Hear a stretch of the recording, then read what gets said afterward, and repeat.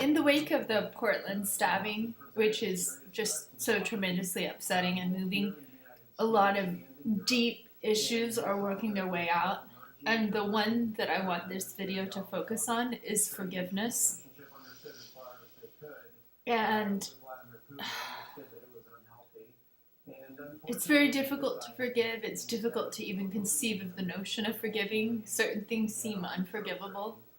And when I made myself so vulnerable in expressing what it's like to be a survivor of rape and strangulation, for instance, to Portland City Council, I never expected that they would become a violent perpetrator to me and begin hurting my body physically. But then again, I was walking a very fine line of pushing their limits about how much truth they could handle because they were engaged in criminal conspiracy to cover up very specific crimes against specific people. And I was working through the court system and helping to do research for the Ben Pickering case or rehashing old cases and research regarding old cases that were pertinent to policy formation.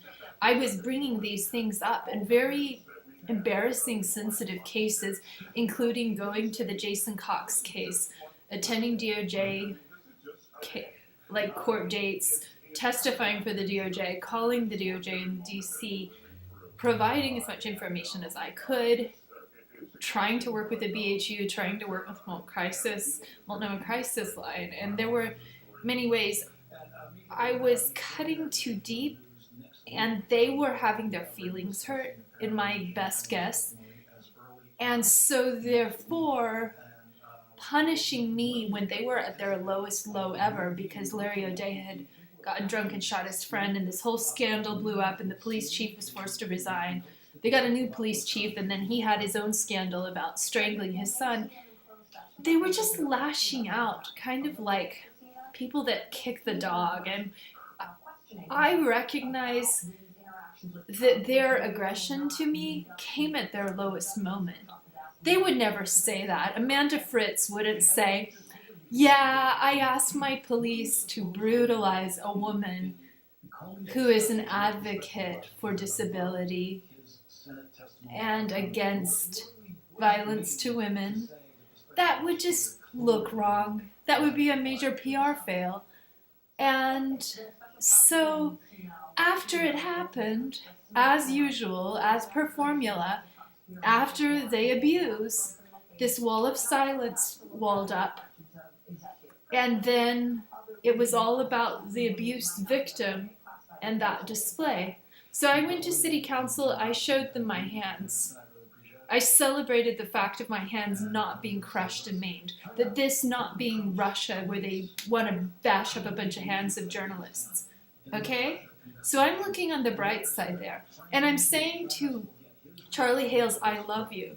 Supposedly Amanda Fritz smirks, not able to recognize that in my kindest Christian heart or Christian background heart of love the sinner, hate the sin, I'm offering love to Charlie Hales, despite the fact that he's a violent, dangerous man who has maimed my body, defamed me, tried to ruin my reputation in the paper, allowed abusive people to hurt me, to lie about me.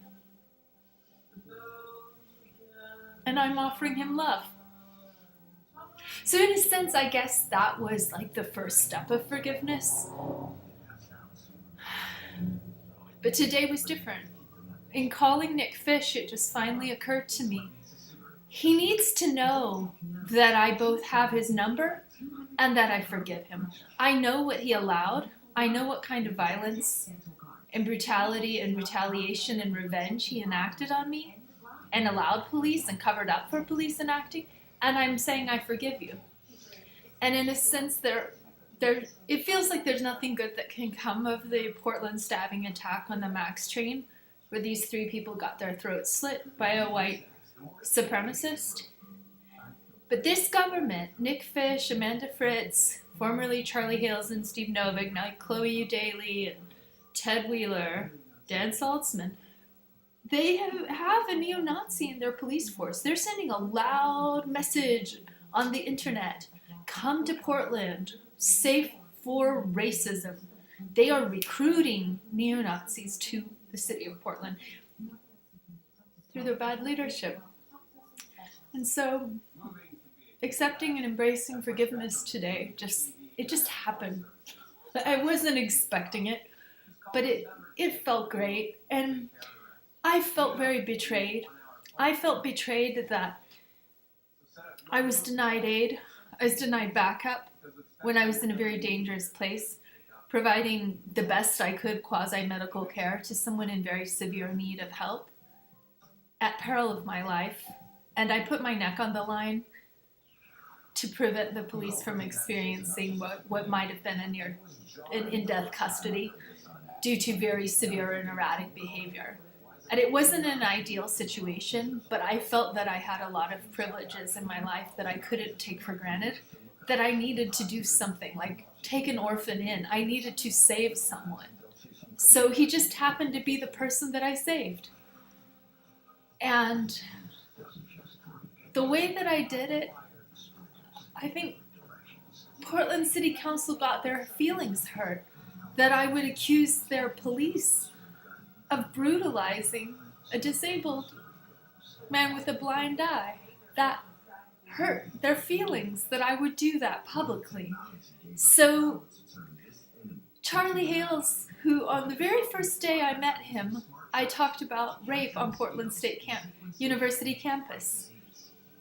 And eventually he was having me assaulted by his police force. He didn't care that I was talking about women's safety. He just wanted me, physically a woman, to be assaulted by a man. And to me, that's criminal. That's violence against women. That's gender-based violence. That's predatory. He's a predator. He wasn't listening. He wasn't taking to heart. He didn't care. He didn't care that my body was physically in trauma already from the mental health catastrophe that occurred through their malfeasance and their negligence in the long protracted Pickering case. So not only, it's just so fresh, it's only been a year, as of June 2nd and June 29th, the days that I was assaulted by the Portland police brutality victim who was losing his mind, and the Portland police who were also losing their mind. So it's amazing that I survived. I continue to suffer a lot of side effects and pain from those two assaults. And really the Portland City Council, if they had said, "Hey Mary, thank you so much for bringing that to my attention. Here's a social worker, and here's a clinic, and here's a this, and here's a ride, and here's a telephone number." But if they had reached out to me with directed guidance to find a place for a disabled, abused Portland police brutality victim not to be pushed over the edge, or if they just simply got him into the psychiatric care that he most likely really needed desperately, I wouldn't have had to almost be killed, almost have my neck snapped off of my head, and then be put in a choke lock, and then have my shoulder ripped by Officer Engstrom and my wrists crushed. And then the Portland police don't even want to really investigate why they would assault me almost 3 years after I began reaching out to them for help. Reaching out to them for help.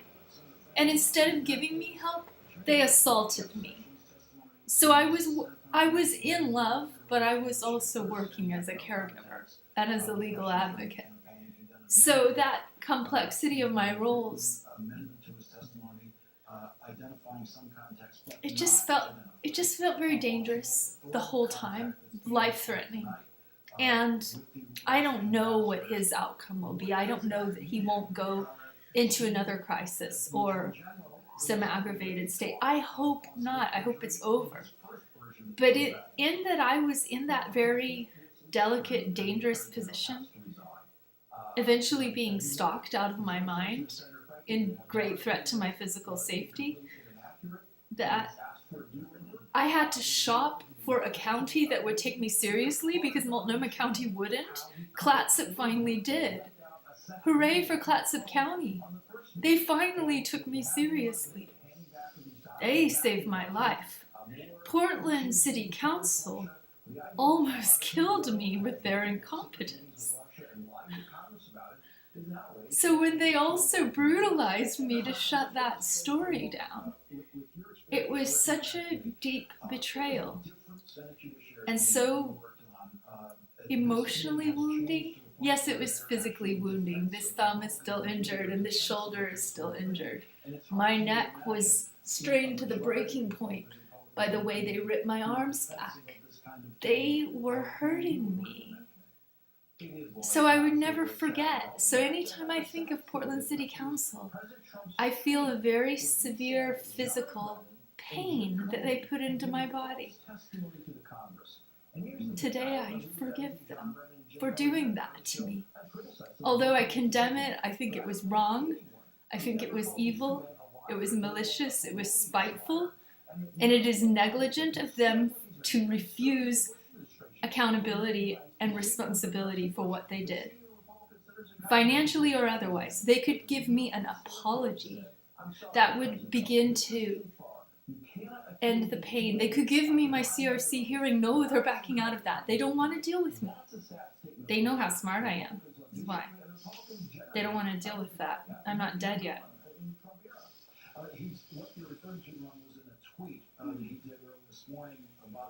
And because they lied, because it was all based on perjury, because they had an excuse to brutalize me, because they created a threat of a weapon that didn't exist as their pretense for retaliation. If, for instance, I reacted poorly, they probably would have shot me there on the steps of Portland City Council. Like, shot me. And I think that telling the most deranged officer, Todd Engstrom, that Mary Yang is brandishing a weapon, I don't think he actually believed it, though, because when he told it to me as if it was a hilarious joke. He was like, oh yeah, so I hear you're brandishing a corkscrew at City Council. And I'm like, oh, this is really terrifying. You guys like to lie, don't you? They do. It's so wrong. And now a bunch of people are dead. And the runaway development, the treatment of the homeless, the absence of health care plans, the absence of housing, they're just taking what they can, putting that money in their pockets and hurting people like me. I'm just under their tank. They're just running me over. They don't care about me. It's been Tiananmen Square in my generation. Know what people like this think of people like me.